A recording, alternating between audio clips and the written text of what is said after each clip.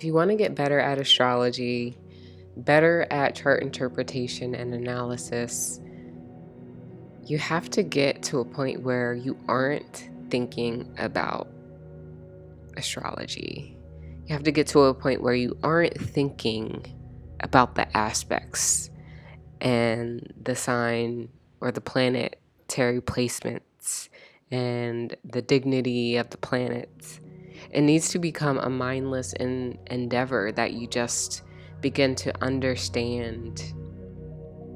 Think of the time when you learned how to read, write, or even type on the keyboard. There was a point where you had to think about it, right? So you had to sound out the words you were reading, or you had to learn how to form the letters so you could start learning how to write.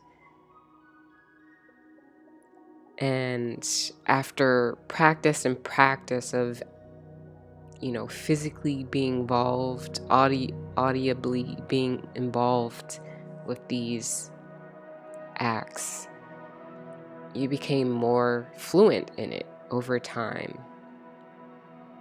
So in order to do that or reach that point with astrology, we have to remove the thinking out of astrology, or we have to get to a point where we can remove the thinking out of it and instead begin feeling the astrology and doing the astrology and acting the astrology. So feeling instead of thinking. It needs to become a more physical and a more emotional act.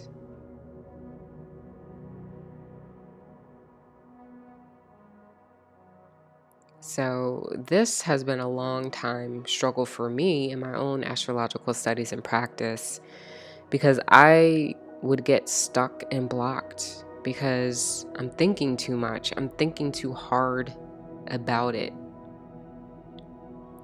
So in order to remove these blockages, and in order for us to become more fluent in astrology, I think there's some exercises that we can do and start to integrate into our astrological studies.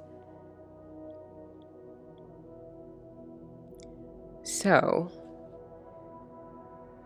what you can do is pick a planet of your choice. So, let's say you pick Mercury. So Mercury represents our thinking process and communication. So whatever planet that you choose, think about what that planet is the significator of, and turn those different significators into some form of act. So in the case of Mercury, since Mercury rules over communication, I would take writing